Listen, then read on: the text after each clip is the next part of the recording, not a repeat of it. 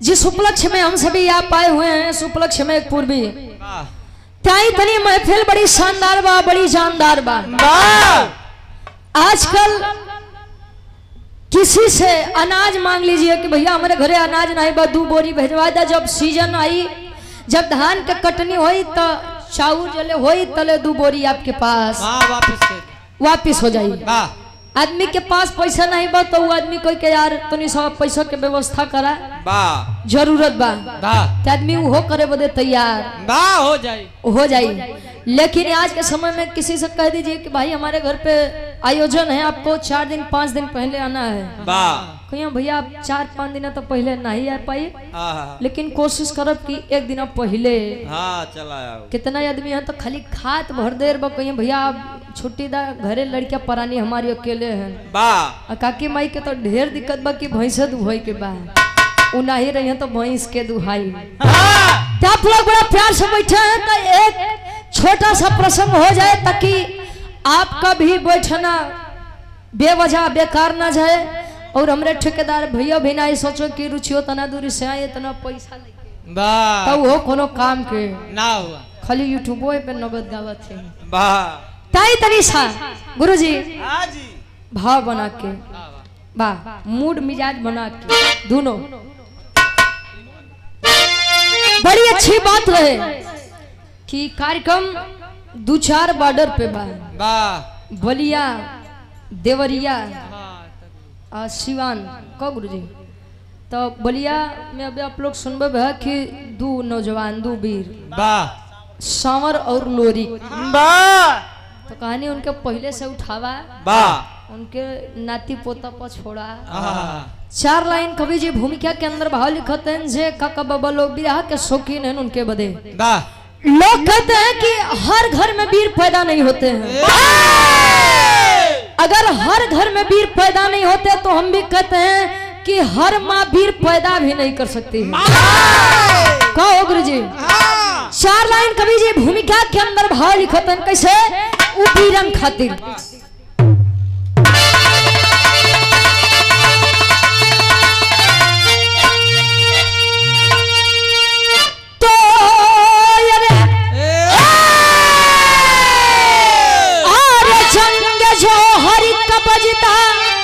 बिगुल जंग में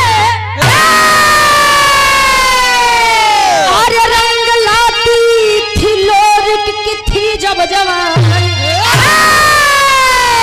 और रक्त की बूंद में खून हो खून का, और तलोरिक के लइका ये भोर के कहानी, अरे की छाती पे गर्जन करे सर्वदा, अरे बोला ये भोरी माँ क्यों न पिंडदानी हुआ, अरे मजरी कहे गुलामी न मंजूर मुझको, अरे करे हक अदा वही बलवान हुआ।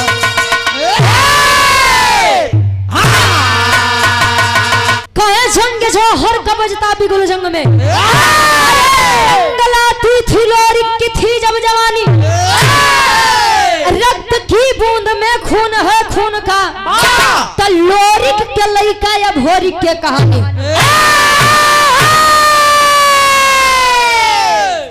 गढ़दौरा के 2 वीर जिनका नाम वीर लोरिक और समरू बताया गया। वीर लोरिक और समरू के पिताजी के का नाम रहे? अरे वाह बारे हनुमान जी कुबई दादा जेके लोग कुबेर भी कहा है। अच्छा आप लोग जाना था कि कुबई दादा के ससुराल कहाँ रहे? मतलब कि उनके मेहरारू के मायका कहाँ रहे, यानी वीर समरू और लोरिक के ननियाऊ कहाँ रहे आप लोग जाना था? अरे वाह क्या बात है। वीर समरू और लोरिक के ननियाऊ हमारे नेवाड़ी जेठवाड़ा प्रतापगढ़ में बा। इहो आप लोग जान ला प्रतापगढ़ में जब आप लोग आई बात एक धाम बा माई खोइलन धाम, उही के लड़की रही माई खोइलन जी जो कर बिया कुबई दादा के संगे बा। जब गढ़गौरा में आए देखा दोनों के बीच में प्रेम संबंध हुआ, प्रेम संबंध से 2 बच्चों का जन्म हुआ जिनका नाम बीरलोरिक और समरू बताया गया। पहले के जमाना बाबा बड़ा उल्टा रहे। पहले के एक राजा कोई रानी रखा कहो गुरु जी, लेकिन आज के तो जमाने बड़ा उल्टा बा। आज के रानी कहियो राजा रखा तो हार वाली कितना रखे बा, चाहे हिंदुस्तान काहे को रखी। फ्लावर नहीं पागलों के फॉलोवर कहते हैं। ए भैया बीरलोरी अमाई मजरी के बीच में एक लड़का जिसका नाम बीर अभोरिक बताया गया। कुबई के लड़का लोरी का समरू, लोरी का लड़का अभोरिक। कहानी बड़ी इंटरेस्टिंग रही। अगर आप लोग सुनबा तब लोग कहते हैं कि भैया कलाकार बढ़िया नहीं होते और सुनने वाले बढ़िया होते हैं। आप लोग जेके कहो के हीरो बना दा और आप लोग जेके चाहो के जीरो बना दा। बीर अभोरिक जब बाल्यावस्था से किशोरावस्था में प्रवेश किया, मतलब जब लड़की के ओकरे जवानी आए।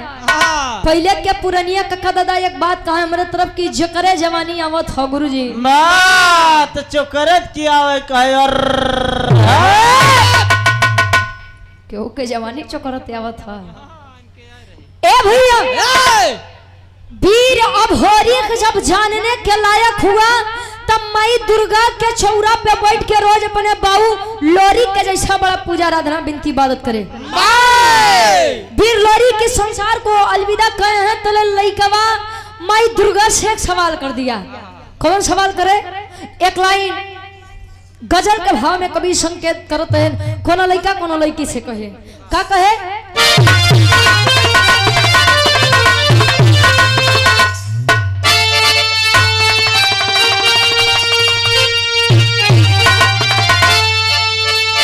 अरे परवाने जल रहे हैं,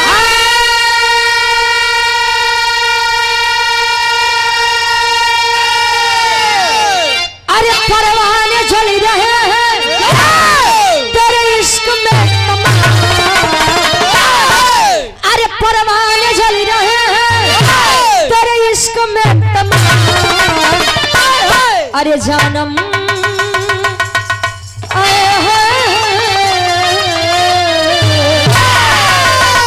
अरे जानम जरा इसी आग में, अरे जानम जरा इसी आग में, अरे खुद को जला के दे जानम जरा इसी आग में, खुद को जला के दे जानम जरा इसी आग में, खुद को जला के दे जानम जरा इसी आग में, खुद को जला के दे। रुक जाओ बाबू के आशीर्वाद लेदा। शिवजी यादव शनिचरा टोला से। अच्छा पूज्य बाबूजी के द्वारा अच्छा गजलिए के फिर से एक बार दोहरा दो। ये हमारे पूज्य गार्जियन जी के द्वारा सादर 500 रुपए का सम्मान, बहुत बहुत धन्यवाद। आई गुरुजी फिर से ये चीज के दोहरा दा। अरे परवाने जल रहे हैं तेरे इश्क में तमाम, अरे परवाने जल रहे तेरे इश्क में तमाम, अरे जानम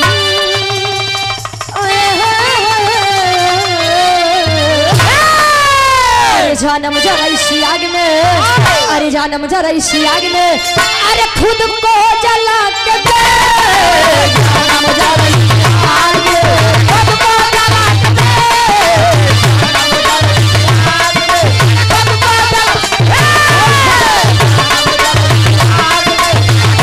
जला सम्मानित हमारे गार्जियन जी, हमारे मुखिया जी, आप काशी चौधरी जी, हमारे मुखिया जी के द्वारा सादर 200 रुपए का सम्मान, बहुत बहुत धन्यवाद। आशीर्वाद के चारे की हम अपनी कला में कामयाब रहे। ए भैया तरह से बढ़िया कवि जी फौरन में लिखते हैं। पहले के पुरानिया काका दादा एक बात कहा कि रघुकुल रीति सदा चली आई, मेहरारू पर जुल्म ढाई। मेहरारून का कुल विपदा खाली हमारे डबल गुरु जी समझ करत थे। अच्छा मेहरारून के ऊपर बड़ी विपदा भको गुरुजी। हाँ। क्या करे ऊपर हो? बस सीता के देख ले और सुपर्णखा के देख ले और न विश्वास हो तारा के जाके देख ले और ना ही भरोसा हो तो मंजीत भैया। अच्छा इनके मेहरारू से काहे पूछबा? इनके काकी यही ताई कभी जी लिखा था वीर चाहे तब के हो खा वीर चाहे अच्छा मोछा 4 प्रकार के होता है। मोछा अरे यह मोछ हो जब हमरे बाबू लोग रखावत हैं। हाँ देखा ये हमरे बाबू के देखा ये कोने नंबर के मोछा बजाना थे। एक नंबर वाली बात पहले नंबर पे उच्च मुछ जैसे हमारे स्वर्गीय बाबू मोला यादव जी के बाद कि पहले के लोग मोछा रखे तो के मोछा पे ताव दे के चले। दूसरे नंबर पे नीच मुछ जैसे हमारे मुखिया जी हो गए भैया हो गए हमारे डब्ल्यू गुरु जी के इनकर मोछा नीचे में आवत बा। देखा मोछा कई प्रकार के होत भैया। आ तीसरे पे गुच्छ मुछ जवन मोछा यार से लेके काने तक आव अब वो तो मोछा बड़ा कम दिखात बा। और चौथे नंबर पे छुछ मुछ हो तब बरसत बा का हो। अरे मत मारा पेटे पे लात महाराज ए भैया। चौथे नंबर पे छुछ मुछ मतलब आवत दबा लेकिन आदमी के रखे नहीं चाहते हैं। कहो ई बाबू बैठा है मंजीत भैया के तो पूछबा हमारे गुरुओ जी के बाद देखो वो 2 नंबर वाले हैं भैया वो चौथे नंबर वाले हैं छुछ मुछ आवत हो लेकिन नहीं रखते हैं। कवि जी लिखतन कैसे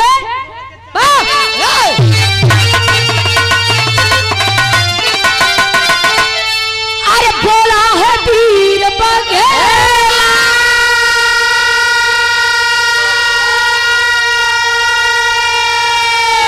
अरे बोला है वीर बघेला अरे झंडा हिला के दे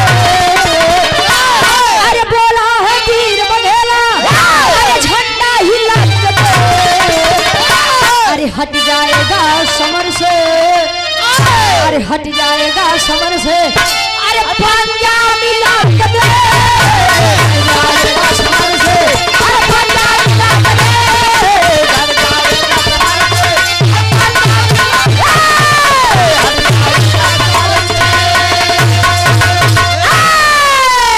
कहे बोला है वीर बघेला झंडा हिला के देख हट जाएगा समर से तू पंजा मिला के देख। विराट के कहानी का शुरुआत कभी जी जौहरी छन से लेते हैं कैसा गुरु जी तो निशा उठाई क्या हुआ तू थम जा महाराज थम के बरस। अच्छा वाटर प्रूफ बात देखो रामेश्वर बाबू बड़ा चालाक आदमी है वो जानत है बरसात के मौसम में तो क्यों भागे नहीं पावे। कहानी का शुरुआत बात कभी जी जौहरी छन से लेते हैं कैसे रामदेव गुरु जी वाली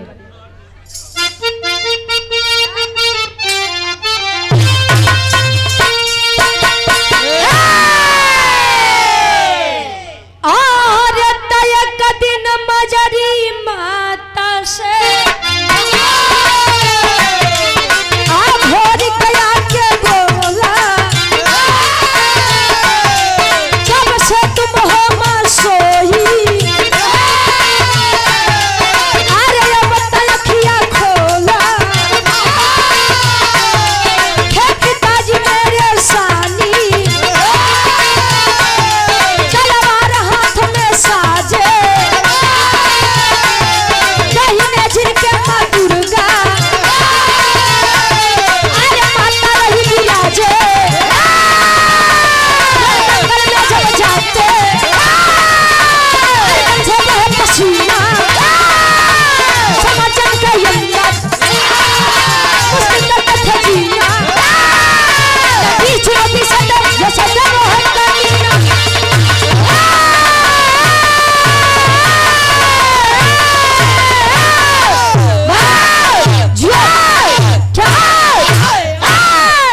वाह कहानी कितनी आप लोग समझा। लोरी भैया ऑपरेटर साहब मैं बेस बोला दो बेस बंद करके टेबल की आवाज बढ़ावा। ए भैया हेलो वीर अभोरिक माई दुर्गा के चौरा पे जाए के बात कहे कि माई रे मेरे पिता वीर लोरी जब भी आपको जरूरत पड़ी अपने जंगे का खून पिला करके आपको संतुष्ट करने का कार्य किए हैं। आए मां, उन्हीं का बेटा हूँ अभोरी। इतने दिन से तेरी भक्ति भावना आराधना वंदना करता चला आ रहा हूँ अपने पिताजी के भांति, फिर भी तूने आज तक मुझे अपना दर्शन नहीं दिया। माँ दुर्गा प्रकट हुई, कहीं बेटा अभोरी नेत्र खोलो। अजब माई दुर्गा के देखत बा, चरणन पे गिरत बा कि माई आखिर क्या गलती हुई है मुझसे। माई दुर्गा बताऊं कि बेटा ना तो तुहार कसूर बा ना तो हमार कसूर बा। सारा कसूर तोहरे माई के बा। जब माई के कौन कसूर बा बतावे कि बेटा कि जब भी तेरे पिता मुझको याद किए, मैंने उनको अपना दर्शन देने का कार्य किया है। तेरे पिता मेरे बहुत बड़े भक्त थे। इस संसार को जब से छोड़कर गए हैं, मुझे चिंता तो खाली इस बात की है कि उनका पिंडदान आज तक नहीं हुआ है। अब वही लोग बताते हैं कि जब तक पिंडदान नहीं होता है तब तक आत्मा इस मृत्यु लोक पे भटकती है। वेद शास्त्र अपना बताता है। ए भैया, माई दुर्गा के बतिया मान के चला है माई मजरी के पास। माई रे क्या सुन रहा हूँ, मेरे पिता बिरलोरी का पिंडदान आज तक नहीं हुआ। कहे बेटा मैंने अपने पति को खो दिया लेकिन अपने बेटे को नहीं खोना चाहती हूँ। काहे उमाई मजरी बतौत बा अपने 21 वर्षीय बालक वीर अभोरी से का बतावे। स्वर्गीय गुरु रामदेव गुरु जी वाली तरज लगत बा।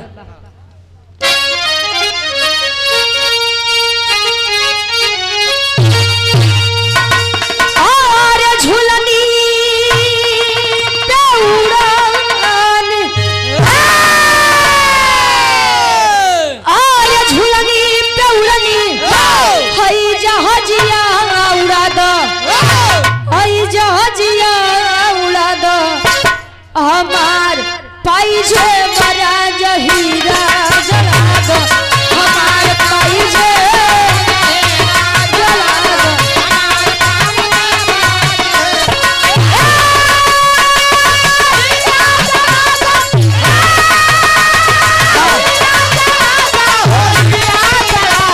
हमार पाइजे बड़ा जहीरा जला दो, हमार पाइजे जहीरा जला दो।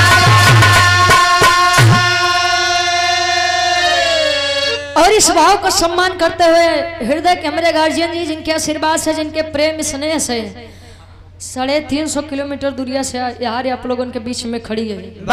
आप सम्मानित श्री रामेश्वर यादव ठेकेदार जी। अच्छा कौन चीज के ठेका बा भैया?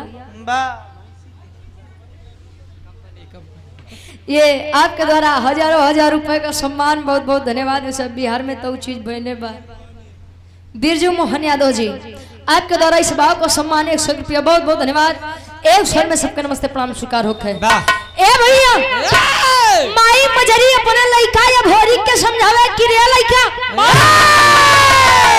पिंडा दान करने के लिए जाएगा, और यह बात यदि पिपरी के राजा सुरपति को पता चल जाएगा तो वो तुझसे युद्ध करेगा, तू अकेला और वो हजारों की फौज में आएगा। बेटा मैं तुझे खोना नहीं चाहती। इतने में तो भैया उखड़ा हो गया। भैया हंस यदुवंश के शान वीर लोरी कलैका या भोरी। ए माई क्या आज भी तुझे मेरे पिता के वीरताई के ऊपर शक है? नहीं रे बेटा। कहे तो हमार बात सुन। का कहे भालो। और यार सम्मानित जितेंद्र यादव जी, रामपुर से आपके द्वारा सादर 51 रुपया, बहुत बहुत धन्यवाद। वीर भोरी अपने माई मजरी के समझावे। का समझावे?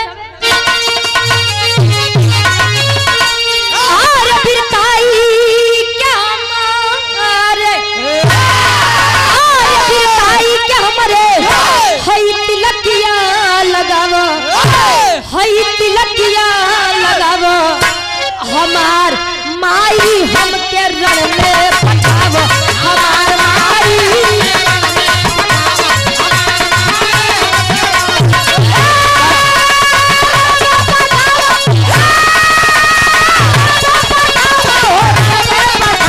हमार माई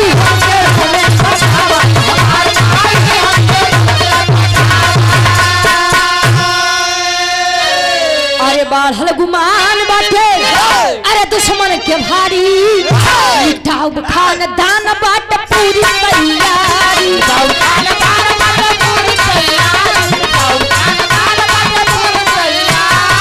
अरे ममता के प्रीतिया अरे ममता के प्रीतिया तू मन में जगावा हमार माई हमके रंग पठावा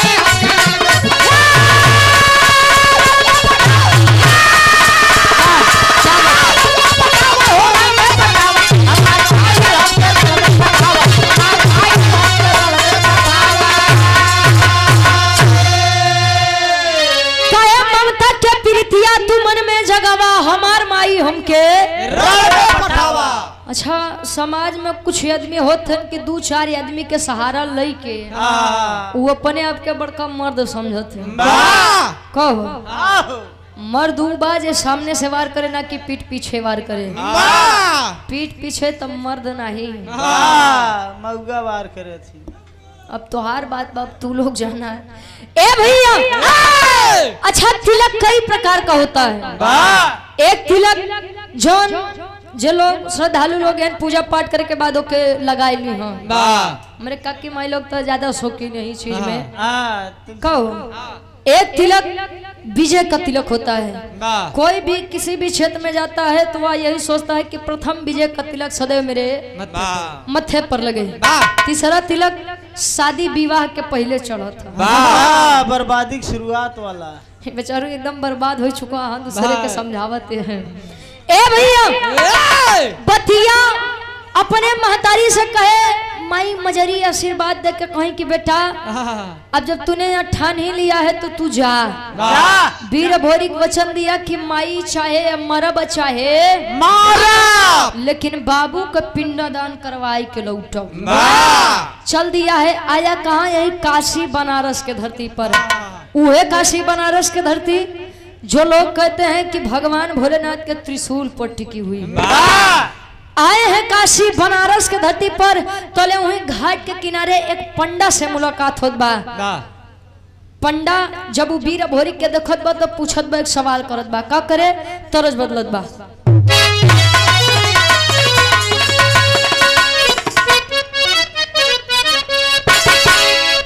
पहले के समय में गवना शादी के बाद जाओ का गुरुजी मुखिया जी पहले के समय में शादी हो जाए तो गवना 3 साल 5 साल 7 साल 9 साल 11 साल 13 साल 15 साल बस हो 21 साल 23 साल बुढ़ौती आ जाए महाराज तब यह करे का मतलब बा और 200 रुपए का सम्मान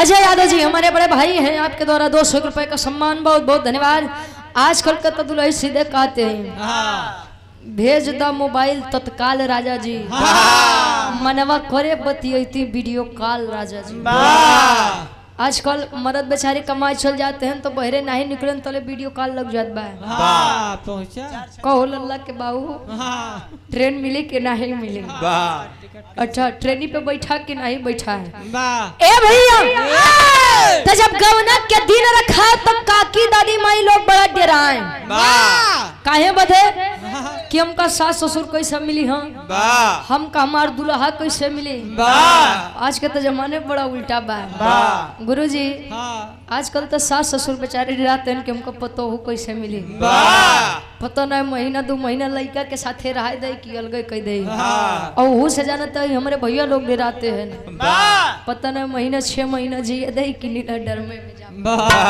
ए भैया गवना के दिन जब रखान त लड़किया अपने सखी सहेली से एक बात कहे का कहे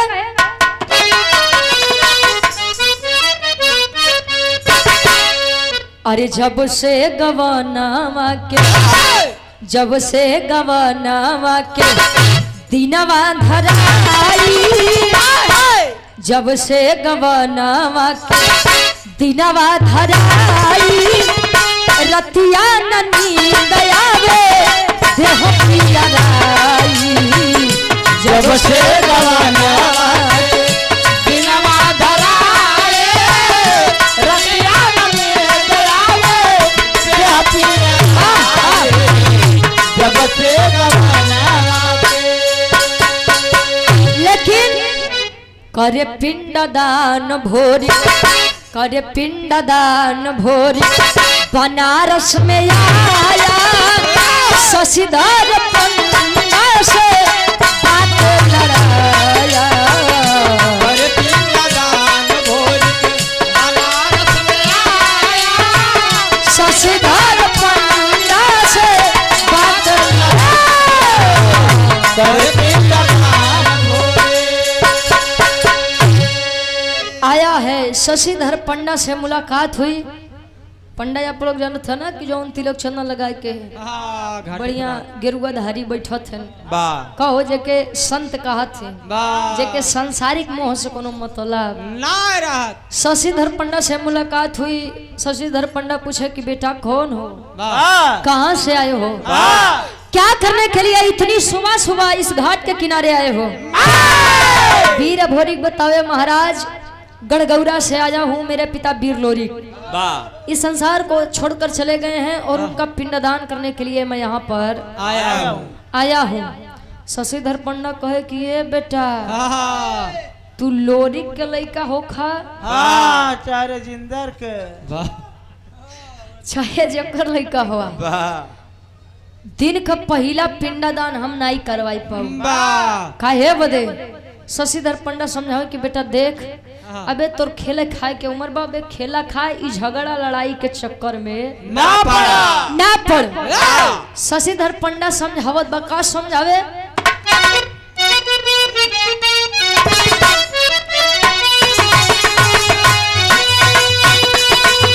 काहे पंडा पहिले दान करी है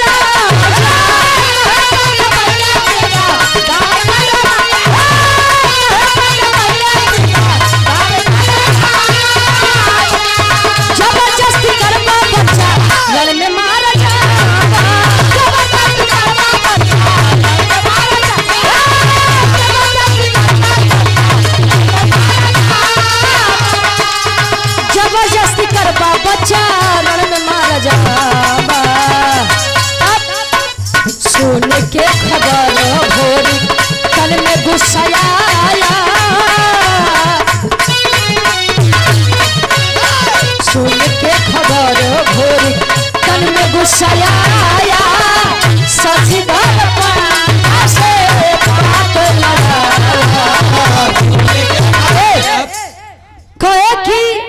कहे पंडा पहले पिंडदान करी है राजा और जबरदस्ती करबा बच्चा रण में मारा जाबा। बेटा सर्वप्रथम पिंडदान अगर कोई करता है तो पिपरी का राजा सुरपति है। कहानी आप लोग गौर करते जाइएगा, नहीं तो यो होई कि एक साथ दो काम करवा है। झंडू बाम हो जाब नहार करबा नहार करबा यो होई कि पता ना का आई का गाइन पता नहीं क्या खाएं। अबे कुछ नहीं खाओ गुरुजी का।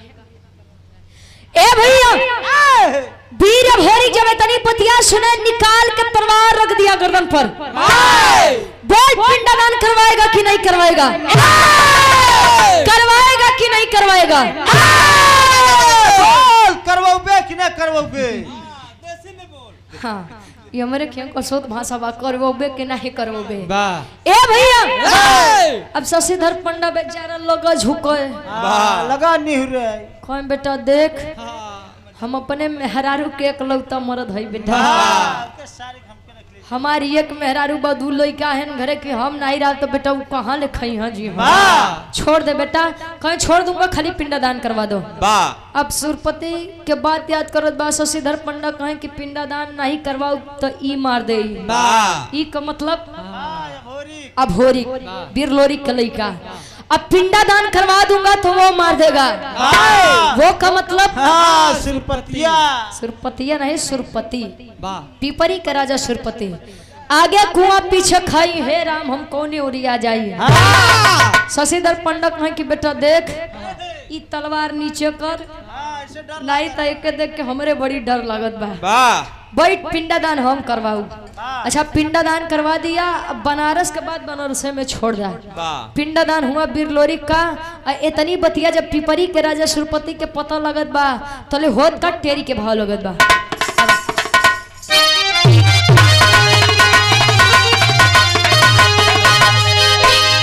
अरे राम जवानी जंगी जूझे जमके ए बाबू जवानी जंगी जूझे जमके लोरी कठूती भोरी कहे मिटाओ हम के रहो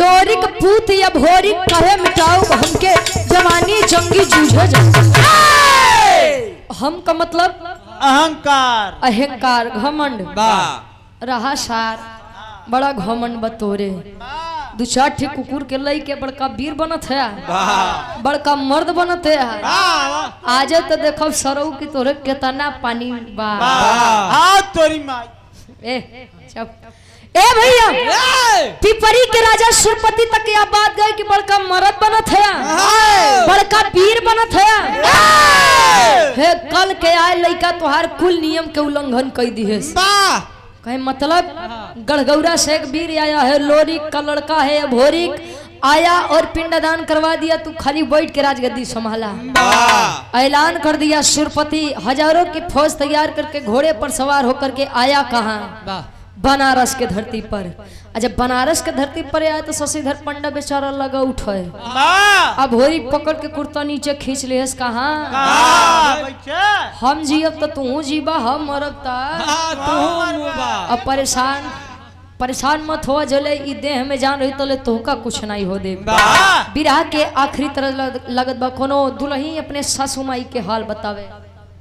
और सम्राट राहुल टेंट हाउस के डायरेक्टर साहब मलिकार साहब नागेंद्र यादव जी आपके द्वारा सादर 200 रुपए का सम्मान बहुत बहुत धन्यवाद। काम में दिन उना राख चौना तरक्की होखा हमेशा इनके खड़ा रहे का टेंट यार पूरा बोला करा वैसे नंबर 1 के व्यवस्था बा भैया तुहार देखा। अब हमारे भाषा में अगर आप लोगों के थोड़ा दिक्कत हो तो एडजस्ट कैली है आप लोग खाली रात भर के बाद बा का हो बिरहा के आखिरी तरस लगत बा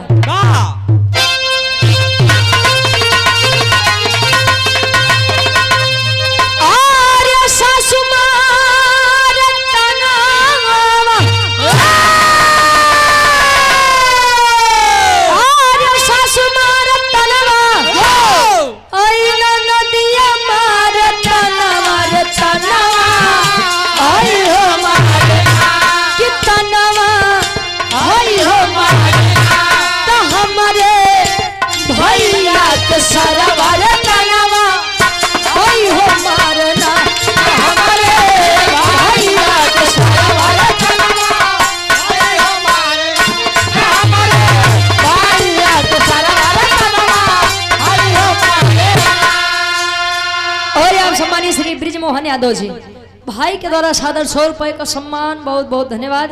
काम में दिन उन्हें राजचौक तरक्की होगा। लेकिन यहाँ तनिष आप लोग उद्देश्य सोचा एक तरफ पिपरी का राजा सुरपति हजारों की फौज लिए और एक तरफ गढ़गौरा का वीर लोरी का लड़का 21 वर्षीय बालक वीर भोरी अकेला अहिरे के लड़का। कवि जी लिखते हैं कैसे और 100 रुपया भारत यादव जी सम्मानित गार्जियन जी के द्वारा 100 रुपया बहुत बहुत धन्यवाद। उठत वीर भोरी ऐलान करत बका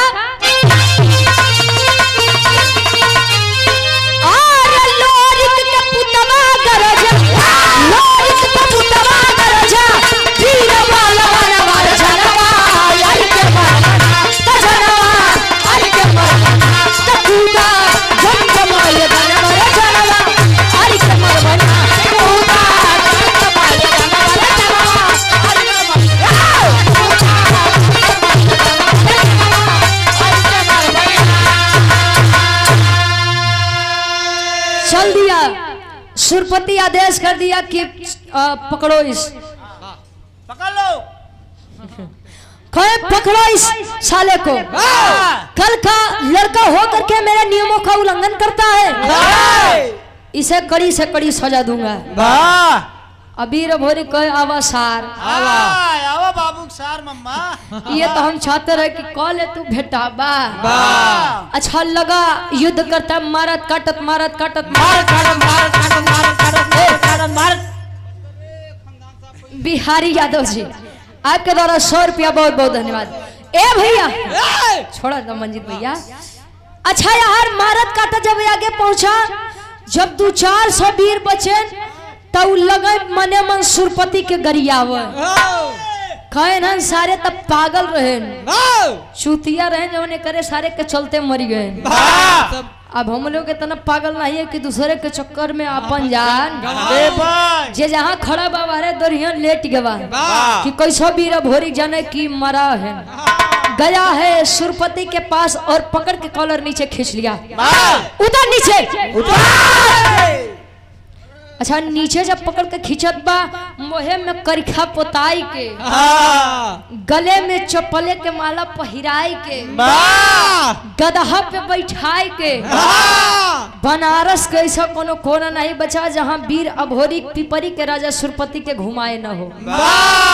एक गली छोड़ के कौन हो धोबी घाट। अच्छा धोबी घाट काहे बोले छोड़ी हाँ गदहा बड़ी साठ रही तो वह समय में लादी ढोए वाला एक गदहा रहा जनसंख्या कम रही भाई। तू ढेर जानकार है ए भैया।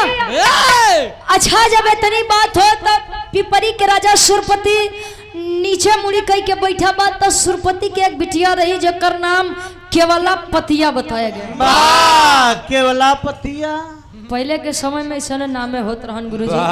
पहले के समय में ये पूनम चांद आ कबूतरी सब ए हो।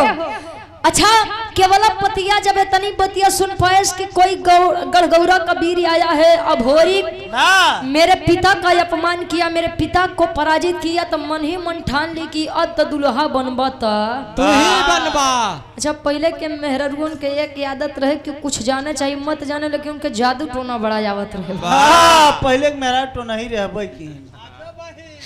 अच्छा ये टोनवा के देर में कि जब तू हारे ले रही गया गुरुजी और टोना उना नहीं लगे तो का साथ तू हमसे दो हाथ आगे होता है। ए भैया अच्छा जब इतनी बतिया सुने केवल पतिया आईस तो शशिधर पंडा से मुस्कुराए के पूछत बाबा के मेहरारून की आदत होता है सारा में बड़ा बतियावत है। ए बाबा कहाँ है वाबीर तो शशिधर पंडा मार सीना चौड़ा करके बोला कि है यही है वाबीर जो कल का आया हुआ तुम्हारे पिता के नियमों का उल्लंघन किया। एतने में वीर भोरी कुछ समझ पाओ तले केवल पतिया करत बा का करे पहपट के भाव लगत बा। अब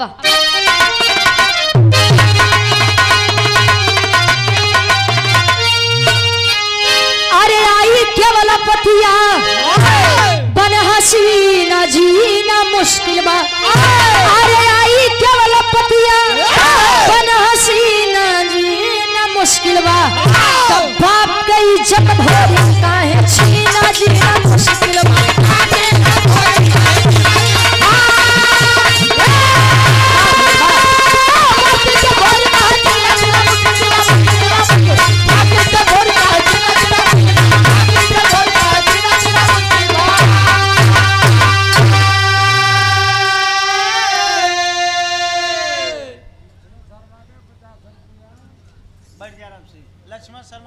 लक्ष्मण शर्मा 50 रुपया बाबू के द्वारा उनके 50 वापस करा के जान फिर से आ जाऊं।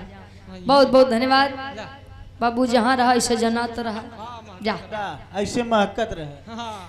अच्छा सोंग लिया का हो ए भैया कहे आई केवला पतिया बन हसीना जीना मुश्किल बा। बाप के इज्जत भोरी काहे छीना जीना मुश्किल बा। अतले केवला पतिया करत बा का करे अरे जादू चलाई दिहली सुगना बनाई हो पिजरा में कैद करके पिपरी लेके आई हो। कहे कुंवारी जियम नहीं तहर बिना जीना मुश्किल बा। तब बाप के इज्जत भोरी काहे छीना जीना मुश्किल बा।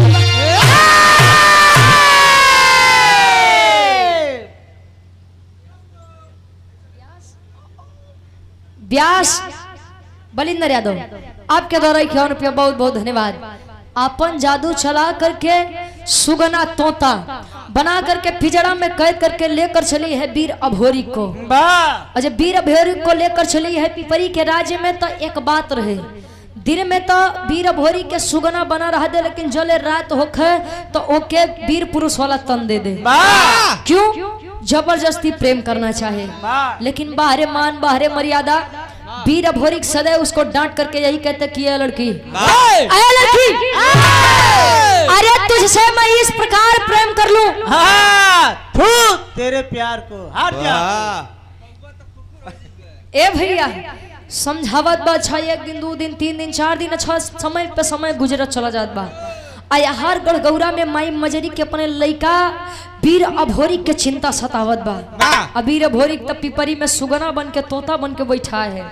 तले करत था माई मजरी का आल्हा के भाव में कवि जी प्रमाण देते हैं।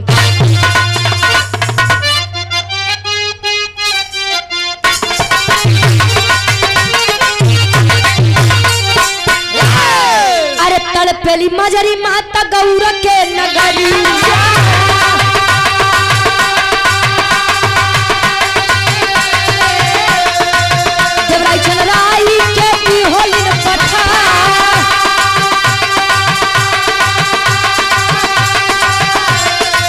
धीरे धीरे आई गई ये काशी के धरतिया,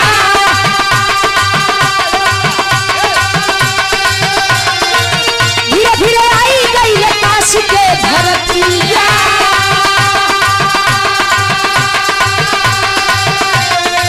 शशिधर पंडा हो गई लन बेटा,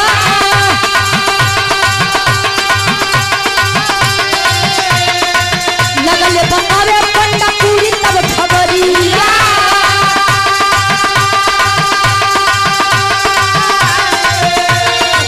लगले बनावे पंडा पूरी तब खबरिया।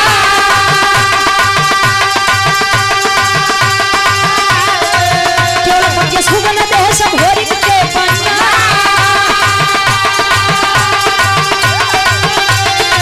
जोड़ी को बोलाई होला कहूं होगीरा,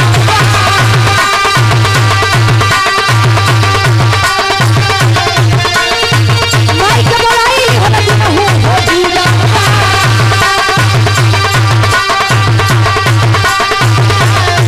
झुक झुक जोगी भजन रहेगा।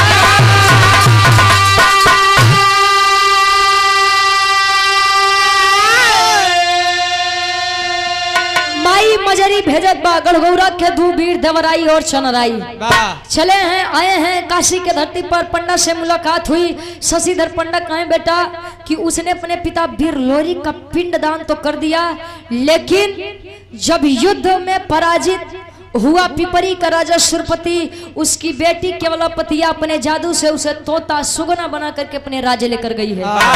अब जादू के काट कोनो लेके आवत तो ले तब वीर अभोरिक तो है वापस मिली है। जमुनी माँ को बुला करके तीनों वीर गेरुआ धारण करके भजन गावत पहुंचते हैं कहाँ, पिपरी के राजा सुरपति के दरबार में। आया हर केवलापतिया सुगना रूपी वीर अभोरिक से कहे कि हे हमार राजा, ए हमार सैया, ये हमार पो ई का होता हो? प्यार से बुलाए। अच्छा चाची तुम्हें ऐसे बोलावत थे? ए भैया अच्छा यार समझावत बा कि हमार राजा, इतना दिन बीत गया तोरे मन में हमरे प्रति प्रेम नहीं जागा, आवा चला भक्ति भाव भजन सुन ले बता, शायद तोरे मन में हमरे प्रति प्रेम जागी। लेकर आई है पिजड़ा जैसे वापस रखी है। तब माई जमुनी कहा तो इनो हो बेटा जब भोरी, हाँ माते वहां पर फंसे हो बेटा, हाँ माई रहा बेटा तुहार उद्धार हम करवावत है। इतने में केवलापति को समझ पावत माई जमुनी अपने जादू से वीर अभोरिक के पुरुष वाला तन देवावते हैं। केवलापति लगे ऊपर नीचे दाएं बाएं देख कि अरे बाप रे हम तो कुछ करबो नहीं भत, हमार राजा ठीक कैसे बहन। अब केवलापति को समझ पावत एक पहले जमुनी माई होके अपने जादू से गदही के रूप देते हैं।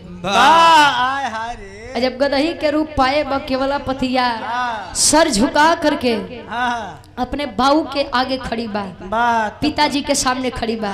गदही के मतलब गदहा गदही तो आप लोग जानते हो बा, पहले के समय में धोबी लोग वही पे हमें लादी ढो के लेके जा। ए भैया केवलापतिया जब गदही के रूप में खड़ी बा अपने बाऊ के दरबार में, तले मार वीर अभोरिक तनिया तन की माई के सारे के नहीं छोड़ब, एक के नहीं छोड़ब, सारे काट ले का मुड़ी। हाँ हो पूरा बोला करा, कहे माई के नहीं छोड़ब, कहे बेटा तनी गरमा कम। देखू सुरपतिया का कहत बा, सुरपति बैठ के एक बात कहे, आखिरी भाव खड़ी के भाव लगत बा। अब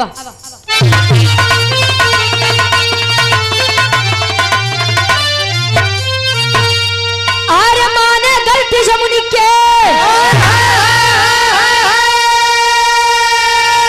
हई चरनी अधई के तहम हई भाई तू बहिनी बचनिया कही के हमार भाई तो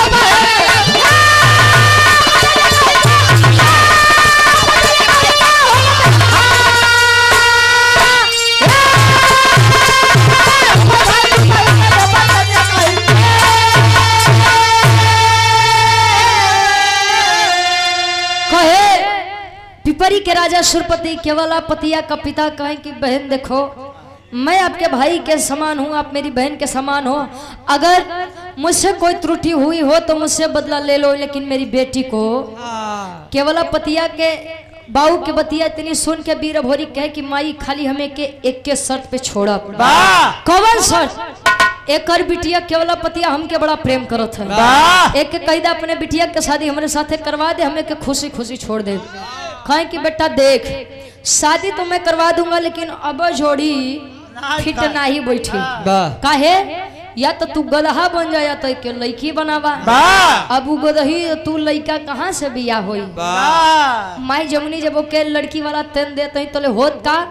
अब अरे केवला पतिया भोरी के हो गई हो शादी, शिव भोरी पैदा भइले पिपरी मिली जा।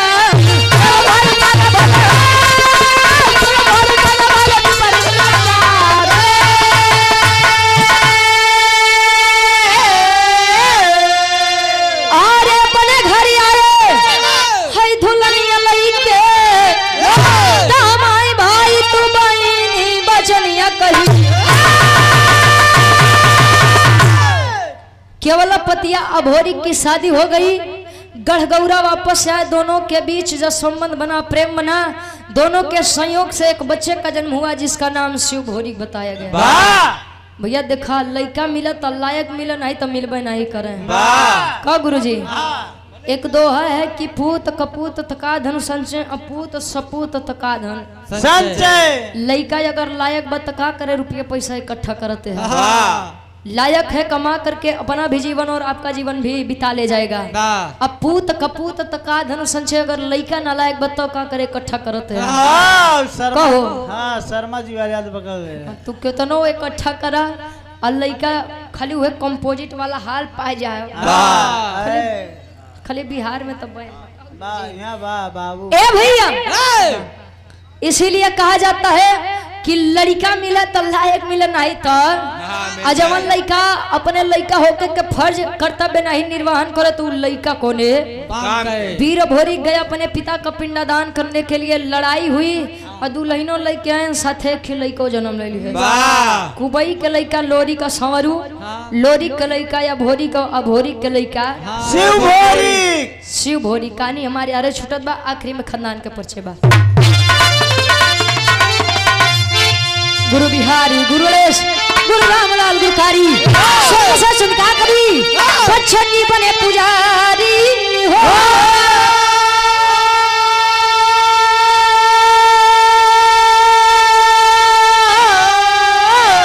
आर्य जवानी जंगी जूझे जम के ग्वाल बंसी रुचि परी काना पे पानी, जवानी जंगी जूझे जम के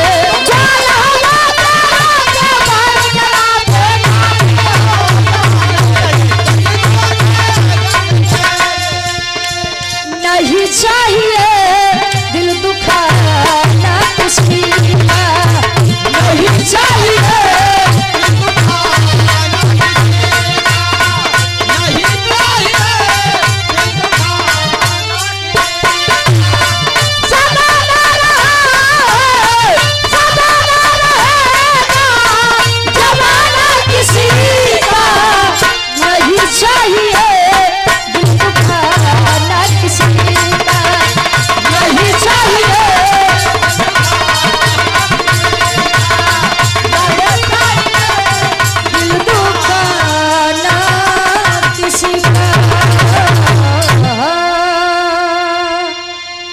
गाओ बजाओ का सुनो में कोनो भी गलती कसूर भाव हुई आप लोग अपन लड़किया बच्चा समझ के माफ किया। अब आप लोग गुरु जी से